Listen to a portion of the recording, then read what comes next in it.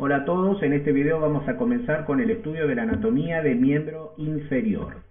Y como habíamos dicho, para miembro superior, el miembro inferior lo vamos a dividir en 4 segmentos de proximal a distal. Los 4 segmentos van a ser entonces la cadera o cintura pelviana, el muslo, la pierna y el pie, de proximal a distal. En esta imagen nosotros lo que podemos ver es una representación, o sea, un esquema de los 4 segmentos que componen el miembro inferior. Entonces el primer segmento, la cadera; el segundo segmento, el muslo; el tercer segmento, la pierna; y por último, el cuarto segmento, el pie. Y estos son los huesos que vamos a encontrar y que vamos a comenzar con la descripción en esta parte de osteología del miembro inferior. Y la cadera fundamentalmente con lo que es el hueso coxal, el muslo con el hueso que es el fémur, el único hueso. En el caso de la pierna tenemos 2 huesos, en sentido medial tenemos la tibia, en sentido lateral tenemos la fíbula, o lo que antes se llamaba peroné, y en lo que es el pie, el esqueleto del pie, distribuido en 3 regiones, que son el tarso, el metatarso y las falanges. Otra imagen de los distintos segmentos que componen el miembro inferior, la osteología del miembro inferior, una imagen de atlas. Entonces tenemos la cadera, el muslo, la pierna y el pie. Bien, en esta imagen lo que estamos observando es la cadera y en forma en conjunto lo que se denomina pelvis, o sea, lo que es el primer segmento del miembro inferior.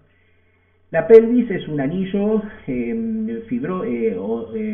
osteoarticular, que es un anillo cerrado osteoarticular, que va a estar compuesto por los huesos coxales en sentido lateral y sentido anterior, y en sentido posterior por el sacro y el coxis. Esta en la vista anterior, ahí tenemos el sacro, el coxis y los huesos coxales. Esta es la vista lateral, huesos coxales, el sacro y el coxis.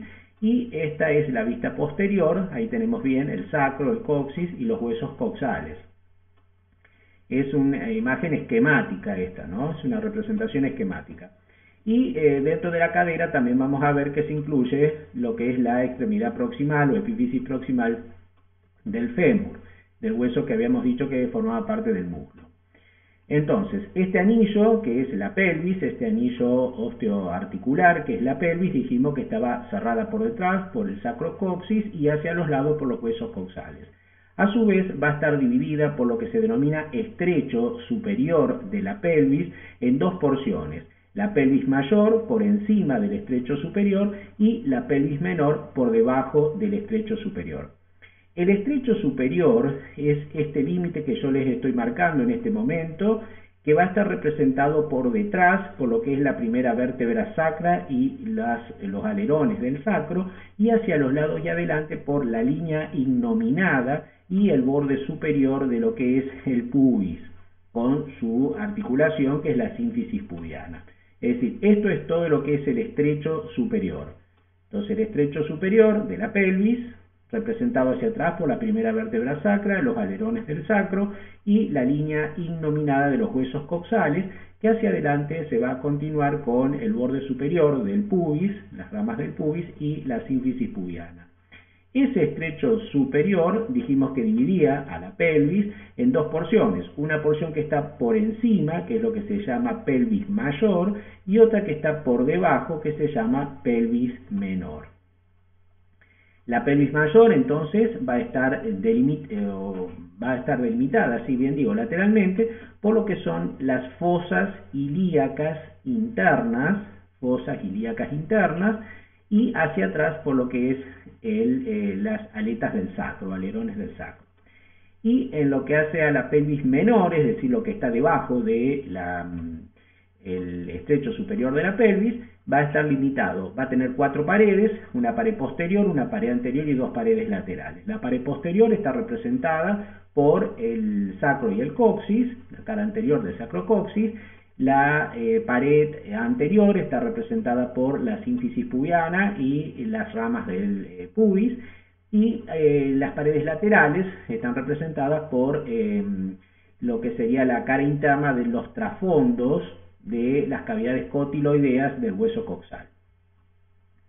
Entonces eso sería, digamos, lo que es una descripción de lo que es pelvis en general, y su división a través del estrecho superior de la pelvis en pelvis mayor hacia arriba y pelvis menor hacia abajo.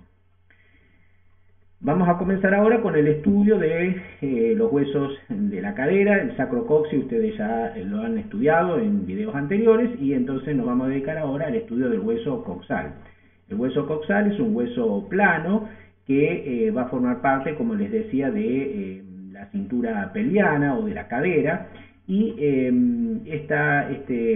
este hueso coxal le vamos a describir desde el punto de vista anatómico dos caras, es decir, una cara externa, una cara interna.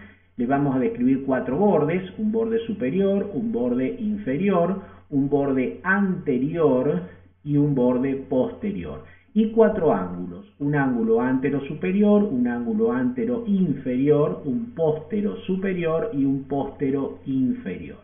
Entonces, en síntesis, hueso plano que forma parte de la cintura pelviana y que va a presentar para su descripción dos caras, cuatro bordes y cuatro ángulos.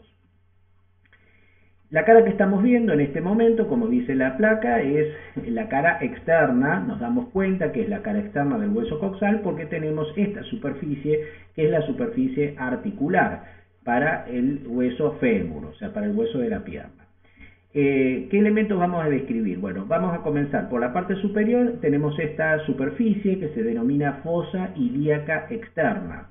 Esta fosa ilíaca externa va a presentar a su vez dos líneas curvas, dos líneas semicirculares, una línea semicircular anterior y una línea semicircular posterior, que la van a dividir a esta fosa ilíaca externa en tres segmentos. Un segmento anterior que se va a extender desde el borde anterior del hueso hasta la línea semicircular anterior, y en esa porción anterior de la fosa ilíaca externa se va a fijar el músculo glúteo menor. Luego vamos a tener un segundo segmento de esta fosa ilíaca externa, que es el que va comprendido entre las dos líneas semicirculares, anterior y posterior, que ahí es donde se va a fijar el músculo glúteo medio. Y por último vamos a tener en la tercera porción, detrás de la línea semicircular posterior y hasta el borde posterior del hueso coxal, que va a corresponder a la zona de inserción del músculo glúteo mayor.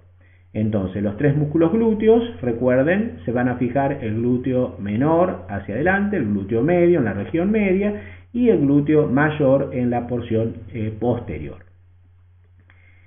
Por debajo de la fosa ilíaca externa nosotros vamos a encontrar esta superficie articular que se llama cavidad cotiloidea. También recibe el nombre de cótilo o también algunos lo llaman acetábulo.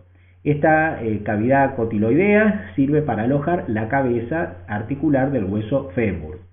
Esta cabeza articular, esta superficie articular, va a estar rodeada todo por una saliencia ósea que se llama ceja cotiloidea.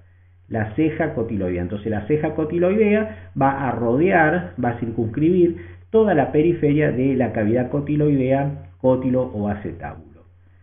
Esta cavidad articular, esta superficie, el cótilo justamente o cavidad cotiloidea, como ustedes ven, presenta dos superficies. Una zona periférica en forma de media luna, que va a presentar una concavidad que se dirige hacia abajo, que es una superficie lisa, cóncava. Esa es la superficie articular de la cavidad cotiloidea. Es decir, la que realmente participa en el movimiento articular que hace la cabeza del fémur. Y luego tiene una porción central rugosa, que esa es una porción no articular y que se denomina trasfondo de la cavidad cotiloidea. Entonces, ¿cuál es el trasfondo de la cavidad cotiloidea? Es la porción no articular y es la que se encuentra aquí en la zona central, es decir, esta zona rugosa. Este hueso, por debajo vamos a ver que debajo de la cavidad, antes de salir de la cavidad cotiloidea, vamos a ver de que esta ceja cotiloidea va a presentar en su porción superior un canal que se llama canal supracotiloideo, y en este canal supracotiloideo se va a fijar el tendón reflejo del músculo recto anterior del muslo, que forma parte de lo que es el músculo cuádriceps, el cuádriceps plural. Entonces el músculo cuádriceps plural, que es un músculo de la región del muslo, tiene una porción que se llama recto anterior, Esa porción, ese recto anterior tiene un tendón reflejo que se va a fijar aquí arriba en lo que es el canal supracotiloideo. Y por debajo de la cavidad cotiloidea lo que nos queda es este orificio, este agujero, que es el agujero llamado obturador o agujero obturado según algunos anatomistas, ya que es un orificio que va a presentar algunas variantes según se trate de una pelvis masculina o de una pelvis femenina, ya lo vamos a analizar, pero ya les voy diciendo que en el caso de que sea una pelvis femenina va a ser ligeramente triangular, y si es una pelvis masculina es de tipo ovoideo. Tiene una forma más de tipo ovoidea. Bien, este hueso, el hueso coxal, nosotros lo vemos que es un único hueso, pero en su origen embriológico se forma a través de 3 puntos de osificación que luego se unen para formar este hueso, este único hueso que es el hueso coxal. Esos 3 puntos de osificación tienen nombres particulares, y vamos a ver una porción superior que se denomina ilion, una porción inferior que se llama inferior y anterior que se llama pubis, y una porción inferior y posterior que se llama isquion. Entonces les repito, las tres porciones que dan origen a este único hueso que es el coxal es una porción superior el ilion, una porción antero-inferior que es el pubis y una porción postero-inferior que es el isquion. Aquí lo tenemos en colores para que ustedes no se lo olviden, esquemático. Entonces esta es una cara externa del hueso coxal, ya que estamos viendo la cavidad cotiloidea, el cótilo o acetábulo, y entonces vemos hacia arriba todo lo que es el ilion, hacia adelante, esto en celeste, que es el pubis, hacia abajo y hacia adelante, y hacia abajo y hacia atrás, esto que está en rojo, que es el isquion. Estas 3 porciones son 3 puntos de osificación que dan origen desde el punto de vista embriológico a este hueso, y van a formar entonces lo que es ya después del nacimiento en el adulto, un único hueso que es el hueso coxal. Estos 3 huesos nosotros los vamos a ver que cuando analizamos la ceja cotiloidea, es decir, esta ceja que rodea la cavidad cotiloidea, va a presentar unas pequeñas incisuras que resultan justamente o que van a corresponder a la unión de estas diferentes piezas óseas. Se van a llamar escotaduras. Entonces tenemos la escotadura hacia adelante y arriba, la escotadura iliopubiana, que corresponde a la unión del ilion y el pubis, hacia arriba y atrás la ilioisquiática, que corresponde al ilion y al isquion, y la inferior, que es la isquiopubiana. Esta isquiopubiana en realidad es una escotadura bien marcada. De las 3 es la única que nosotros vamos a poder reconocer en el hueso fresco, que vamos a poder ver bien, digamos, ya que las otras son muy pequeñitas, quedan apenas insinuadas, a veces no se alcanzan a distinguir.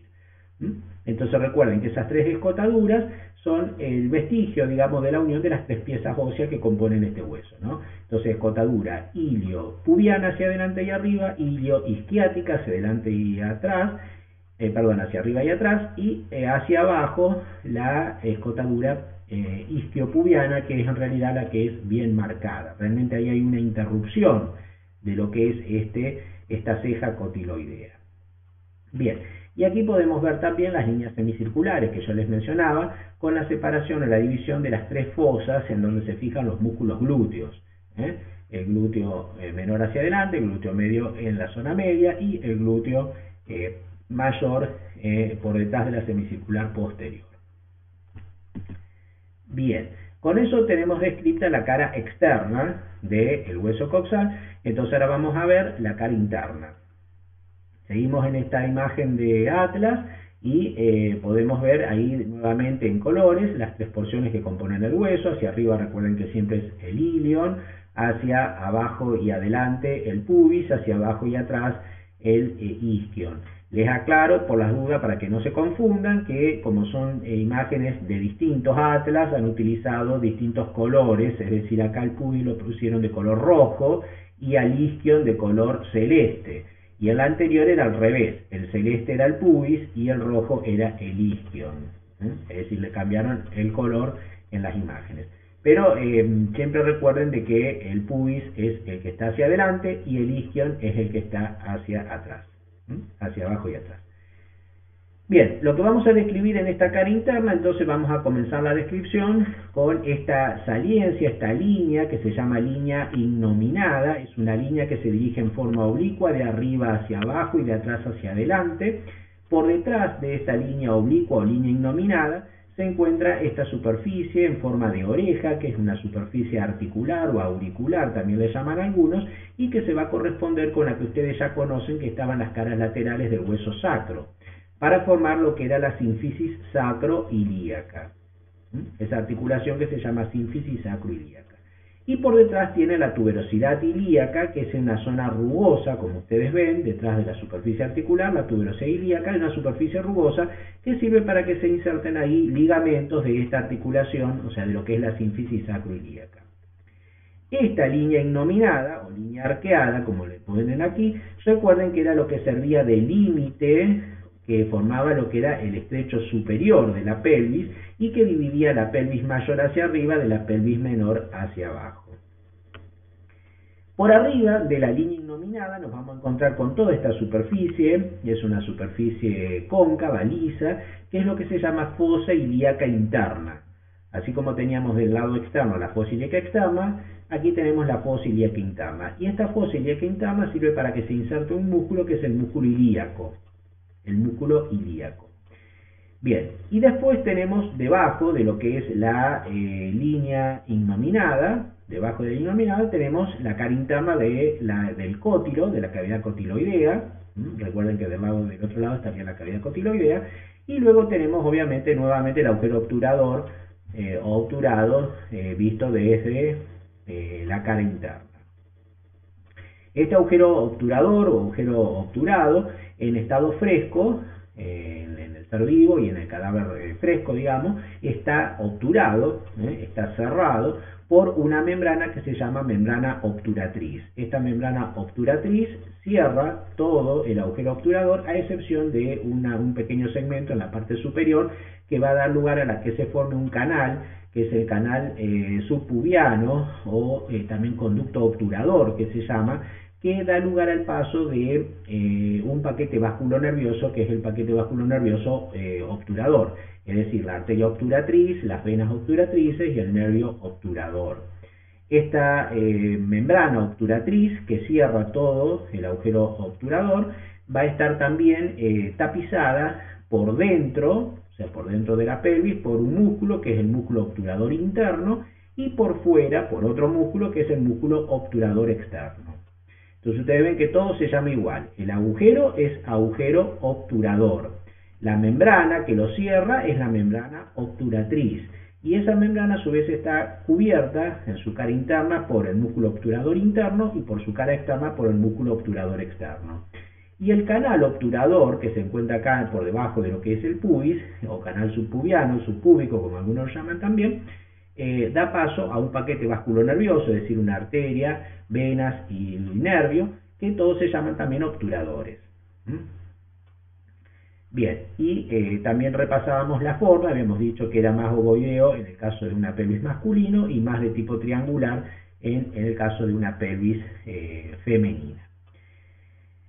También habíamos analizado de que en este hueso coxal, además de las dos caras, le íbamos a reconocer 4 bordes.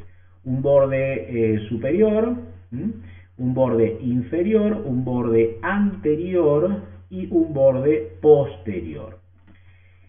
Vamos a comenzar la descripción con el borde anterior. El borde anterior del hueso coxal, nosotros al borde anterior le vamos a describir al hueso coxal desde arriba hacia abajo. Lo primero va a ser la espina ilíaca anterosuperior. Entonces, espina ilíaca anterosuperior, luego viene una escotadura que se llama escotadura innominada, luego viene la espina ilíaca anteroinferior. Luego vamos a tener una superficie, digamos que es la superficie para el músculo psoas. Luego viene la eminencia iliopectínea, la superficie pectínea y por último la espina del pubis. Esos son todos los elementos que vamos a encontrar en este borde anterior.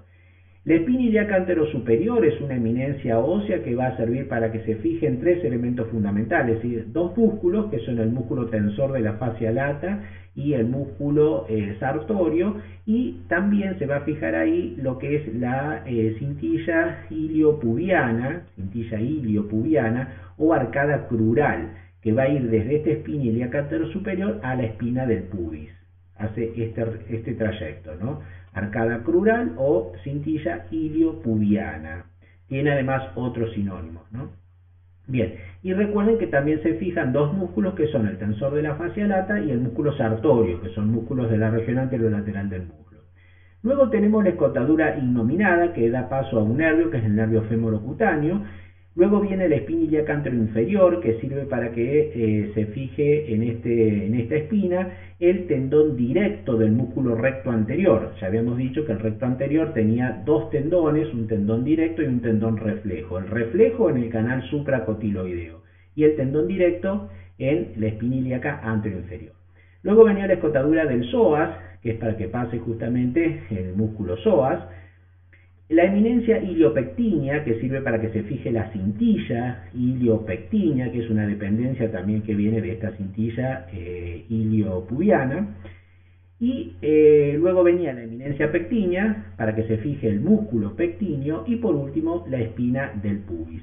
Por detrás de esta zona, de lo que es la espina del pubis, va a haber una superficie rugosa para que se fijen los músculos largos de la pared abdominal, la pared anterior del abdomen, que son el músculo recto anterior del abdomen y el músculo piramidal del abdomen. Bien, entonces estos serían todos los detalles del borde anterior. Si nos vamos ahora a analizar el borde posterior, nosotros del borde posterior vamos a ver que tenemos una espina ilíaca postero-superior, una escotadura innominada, y una espina ilíaca postero-inferior. O sea, ven que la terminología es similar a lo que habíamos visto en el borde anterior, ¿no? Entonces, espina ilíaca postero-superior, escotadura innominada y espina ilíaca postero-inferior. En estas superficies se van a fijar ligamentos de lo que es la sínfisis sacroilíaca. Luego viene esta gran escotadura que ustedes ven acá bien marcada, que es la que se llama escotadura ciática mayor. La escotadura ciática mayor es esta profunda escotadura que se ve en el borde posterior del hueso coxal. Vamos a ver que en el fresco, en el vivo, en el cadáver fresco, se va a encontrar dividida por el paso de un músculo que es el músculo piramidal del abdomen, piramidal de la pelvis, o el músculo también piriforme que se llama. Lo va a dividir en dos porciones, una porción superior por donde va a pasar el paquete vasculonervioso glúteo superior, es decir, la arteria, la vena y el nervio glúteos superiores, y una porción que se encuentra por debajo, o sea, infrapiriforme, un espacio infrapiriforme por el que van a pasar el nervio ciático mayor, el nervio ciático menor, los vasos isquiáticos y el paquete vasculonervioso pudendo interno. Es decir, eso es todos los elementos que van a pasar por esta escotadura ciática mayor. Recuerden dividida siempre por lo que es el músculo piriforme o piramidal de la pelvis. Luego viene esta otra saliencia ósea que se llama espina ciática. La espina ciática justamente va a servir para que se fijen ahí algunos fascículos del músculo, digamos de lo que es el músculo elevador del ano, que es un músculo del periné, o sea del suelo pélvico. También se va a fijar ahí el músculo gémino o gemelo superior, y también se va a fijar ahí el ligamento sacrociático menor, con la terminología nueva, lo que se denomina sacroespinoso o sacrociático menor. Por debajo de la espina ciática tenemos otra entrada, que es la escotadura ciática menor. O sea, tenemos la escotadura ciática mayor, la espina ciática y la escotadura ciática menor. Por la escotadura ciática menor van a pasar dos elementos fundamentales, que son el músculo obturador interno y el paquete vasculonervioso pudendo interno. Entonces, recuerden esto, el paquete vasculonervioso pudendo interno pasa por la ciática mayor y pasa también por la ciática menor. ¿Cómo es el tema? Bueno, el tema es que el paquete vasculonervioso es intrapélvico, entonces sale de la pelvis por la escotadura ciática mayor, va hacia la región del muslo y luego vuelve a ingresar a la pelvis por la escotadura ciática menor. Entonces la pregunta puede ser por dónde sale el paquete vasculonervioso pudendo interno. Ustedes hablarán de la escotadura ciática mayor. Y si le decimos por dónde ingresa el paquete vasculonervioso pudendo interno, será entonces por la escotadura ciática menor. Por debajo de la escotadura ciática nos va a quedar este último segmento que corresponde a lo que se denomina tuberosidad isquiática. La tuberosidad isquiática, que ya pertenece obviamente al isquion, la tuberosidad isquiática, y luego ya quedan las ramas del isquion que van a ir a formar parte del borde inferior. Bien, entonces ya tenemos el borde anterior, el borde posterior. El borde superior del hueso coxal está representado por este borde que es curvo, que está incurvado en forma de una S itálica. Es un borde grueso que se llama cresta ilíaca, la cresta ilíaca, que justamente como es un borde grueso va a presentar un labio externo, un labio interno y un intersticio, es decir, un espacio entre medio de los dos labios. En la que es la cresta ilíaca se van a fijar los músculos anchos de la pared del abdomen, es decir, lo que es el oblicuo mayor, el oblicuo menor y el transverso, y también en la parte posterior se va a fijar el músculo dorsal ancho, es decir, ahí se van a fijar esos músculos en lo que es la cresta ilíaca. Y nos queda el borde inferior, que el borde inferior está representado o va a estar formado por lo que son las ramas del pubis y las ramas del isquion. Bien, nos queda mencionar solamente los ángulos. De los ángulos dijimos que tenía 4. El antero superior está representado por la espina ilíaca anterosuperior, el antero inferior por la espina del pubis, el póstero superior por la espina ilíaca póstero superior y el póstero inferior está representado por la tuberosidad isquiática. Es decir, con esto terminamos entonces la descripción del hueso coxal. Sus dos caras, externa e interna, sus 4 bordes, superior, inferior, anterior y posterior, y sus 4 ángulos.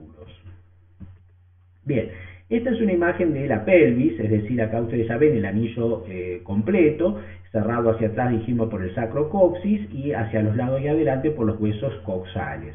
Y esta imagen es para que ustedes puedan ver las diferencias entre una pelvis femenina y una pelvis masculina. ¿Qué parámetros vamos a reparar nosotros para ver las diferencias? Bueno, vamos a comenzar la pelvis masculina, vamos a ver que predominan los diámetros verticales sobre los diámetros transversales. Mientras que en la pelvis femenina predominan los diámetros transversales sobre el diámetro vertical. Otra gran diferencia que existe es lo que es la sínfisis pubiana, o sea, la altura de la sínfisis pubiana es más alta en la pelvis masculina y es más pequeña en la pelvis femenina. Los agujeros obturadores, habíamos dicho que eran redondeados o ovoideos en la pelvis masculina y eran más triangulares en la pelvis femenina. Y este ángulo, que se llama ángulo subpubiano, vamos a ver que es un ángulo más cerrado, más agudo en el caso de la pelvis masculina y es más abierto, más amplio en lo que es la pelvis femenina. Entonces esos son algunos de los elementos que nosotros podemos utilizar para ver la diferencia entre una pelvis masculina y una pelvis femenina. Vamos a describir en esta primera parte solamente porque la vamos a necesitar para los músculos de la región glútea, la epífisis superior del fémur. Es decir, lo que nosotros estamos viendo en esta imagen es la epífisis superior del fémur, en donde nosotros vamos a encontrar esta superficie convexa, lisa, articular, que se llama cabeza, la cabeza del fémur. En esa cabeza vamos a encontrar una pequeña cavidad que se llama la fosita del ligamento redondo, es justamente para que se fije un ligamento que es el ligamento redondo. Luego de esta superficie que representa 2/3 de esfera, nos viene esta estructura que es lo que se llama cuello anatómico, el cuello anatómico del fémur. Cuando nosotros vimos húmero, vimos que el cuello anatómico se limitaba prácticamente a una línea. En este caso del fémur no, el cuello anatómico es toda una porción bien desarrollada del hueso, en donde le podemos reconocer una cara anterior, una cara posterior, un borde superior y un borde inferior. Luego del cuello anatómico tenemos estas dos protuberancias, estas dos saliencias óseas que se denominan trocánter, el trocánter mayor, hacia arriba y hacia afuera, y hacia abajo y hacia adentro el trocánter menor. Y entre medio de los trocánteres, tanto por la cara anterior como por la cara posterior, hay unas líneas rugosas que se llaman líneas intertrocanterias anterior y posterior. El trocánter mayor, a su vez, le vamos a reconocer dos caras, una cara externa, una cara interna y cuatro bordes, un borde superior, un borde anterior, un borde posterior y un borde inferior. Entonces, por debajo de los trocánteres ya viene el cuello quirúrgico, ustedes ya conocen el cuello quirúrgico, que es lo que separa la epífisis de la diáfisis. Entonces, repasando, los elementos de la epífisis superior del fémur son la cabeza articular con la fosita del ligamento redondo, el cuello anatómico del fémur, los dos trocánteres, el trocánter mayor hacia arriba y hacia afuera, el trocánter menor hacia abajo y hacia adentro, las líneas intertrocanterias anterior y posterior, y el cuello quirúrgico. Y del trocánter mayor recordemos que tiene una cara interna, donde está la fosita digital o fosita trocantérica, una cara externa, un borde superior, un borde anterior, un borde posterior y un borde inferior. Todo eso sirve para que se fijen músculos que se van a llamar músculos pelvitrocanterios. Bien, vamos ahora a lo que es la articulación. La articulación de este primer segmento del miembro inferior es la articulación entre el fémur y el hueso coxal, o sea, el hueso de la cadera, y es la articulación de la cadera, que también se llama articulación coxofemoral. Entonces, articulación coxofemoral, desde el punto de vista funcional, esta articulación pertenece a las diartrosis del género enartrosis. Entonces, ahí la tenemos esquemáticamente, un esquema del atlas, del néter. Ustedes tienen esta diartrosis enartrosis, que es la articulación coxofemoral o articulación de la cadera. ¿Cuáles van a ser las superficies articulares? Bueno, por parte del fémur, la cabeza articular, o sea, esta superficie convexa lisa, que dijimos que eran 2/3 de esfera, que es la cabeza del fémur, recubierta, como ustedes ven siempre, por cartílago y alino. Y por parte del coxal, la cavidad cotiloidea, cótilo acetábulo, que era toda la porción, recuerden, periférica, que era articular, y la zona central del trasfondo, que era no articular. En esta imagen se ha agregado todo lo que es el cartílago, que forma lo que acá se llama el labrum, que algunos le llaman el labrum cotiloideo o labio del acetábulo, cartílago, el fibrocartílago, que era, dijimos, que se fijaba en todo lo que era el rodete glenoideo, que va a unirse todo lo que era rodete cotiloideo, que se va a fijar todo lo que era la ceja cotiloidea del acetábulo, ¿no? De la cavidad cotiloidea. Ese rodete cotiloideo, que es un fibrocartílago, tiene por objetivo ampliar la superficie articular y además ser un mecanismo de sostén, también si se quiere, para la cabeza del fémur. En esta imagen también lo que podemos ver es el ligamento redondo, que está seccionado. Ustedes ven que el ligamento redondo es un ligamento intraarticular, que si no estuviera seccionado, ustedes verían bien que está uniendo la cabeza del fémur a el trasfondo de la cavidad cotiloidea. Bien, ¿cuáles van a ser entonces los medios de unión que va a tener esta articulación coxofemoral? Es decir, ya hicimos la clasificación funcional, ya vimos las superficies articulares, y en cuanto a los medios de unión, vamos a ver de que están representados por estos ligamentos, que van a ser tres ligamentos periféricos y un ligamento intraarticular. De los ligamentos periféricos vamos a tener uno que va desde el pubis a el trocánter menor, que es el llamado pubofemoral, el ligamento pubofemoral. Tenemos otro ligamento que va desde el isquion al trocánter mayor, que es el isquiofemoral, y después tenemos otro ligamento que va desde el ilion, que tiene dos porciones, una que va desde el ilion al trocánter mayor, que es el superior y se llama ilio petrocanterio, y el otro que va del ilion al trocánter menor, que es el ilio petrocantineo. Es decir, dos segmentos que pertenecen al mismo ligamento, que es el ilio femoral. Entonces, en síntesis, tres ligamentos: pubofemoral, isquiofemoral, iliofemoral. Y el iliofemoral dividido en dos porciones, el ilio petrocanterio y el ilio petrocantineo. Y el ligamento intraarticular dijimos que era el ligamento redondo. Este ligamento que tenía por función sostener la articulación, ser un medio de unión. Este ligamento va de la fosita del ligamento redondo a la escotadura isquiopubiana. Y a su vez, no nos olvidemos que dentro va una arteria, que es la arteria del ligamento redondo, que sirve para nutrir todo lo que es la cabeza del fémur. ¿Qué movimientos puede realizar? Todos los movimientos. Dijimos que es una enartrosis, por lo tanto hace todos los movimientos como flexión, extensión, aducción, abducción, rotación interna, rotación externa, circunducción. Bueno, continuamos ahora con los músculos de la región glútea. La región glútea nosotros aquí la tenemos delimitada, ustedes ven por transparencia, han hecho los huesos, ahí tienen el sacrocoxis, ahí tienen los huesos coxales y ahí tienen el fémur, ¿no? Bueno, la región glútea va a tener como límites, un límite superior que va a pasar por sobre las crestas ilíacas, un límite inferior que corresponde al pliegue subglúteo, un límite medial que corresponde al sacrocoxis, a la cresta del sacrocoxigia, y que en superficie corresponde al pliegue interglúteo, y un límite lateral que se extiende, y es una línea imaginaria que va de la espina ilíaca postero-superior al trocánter mayor del fémur. Es decir, con eso delimitamos los 4 límites de la región glútea. ¿Qué elementos vamos a encontrar en esta región? Bueno, vamos a encontrar lo que corresponde a todos los músculos de la región glútea, arterias, venas y nervios. Aquí la tenemos esquemáticamente para ver los límites, región glútea, entonces, cresta ilíaca por arriba, pliegue subglúteo por debajo, pliegue interglúteo en forma medial y el límite lateral desde la espina ilíaca posterior superior al trocánter mayor del fémur. ¿Qué músculos vamos a encontrar en esta región? Bueno, en esta región nosotros vamos a encontrar 9 músculos que van a ser los músculos glúteos, el glúteo mayor, el glúteo mediano, el glúteo menor. Vamos a encontrar los 2 músculos, el piramidal de la pelvis, los 2 músculos gemelos o géminos, también superior e inferior, los 2 músculos obturadores, interno y externo, y el músculo cuadrado crural.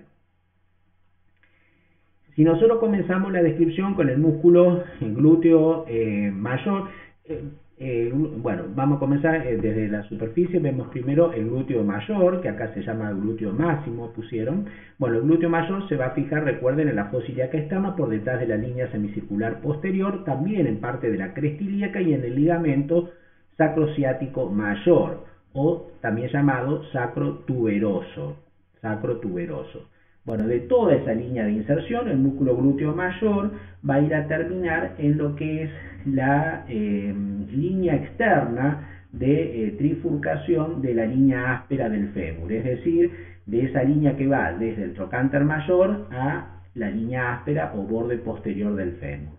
Ahí es donde termina la inserción distal del músculo glúteo mayor. Como función vamos a decir que el glúteo mayor actúa como extensor y rotador externo. Luego del glúteo mayor tenemos el glúteo mediano o glúteo medio. El glúteo medio se va a fijar en la espina, en la cresta ilíaca y en la superficie de la fosa ilíaca externa entre medio de las 2 líneas semicirculares. Esa es la inserción proximal.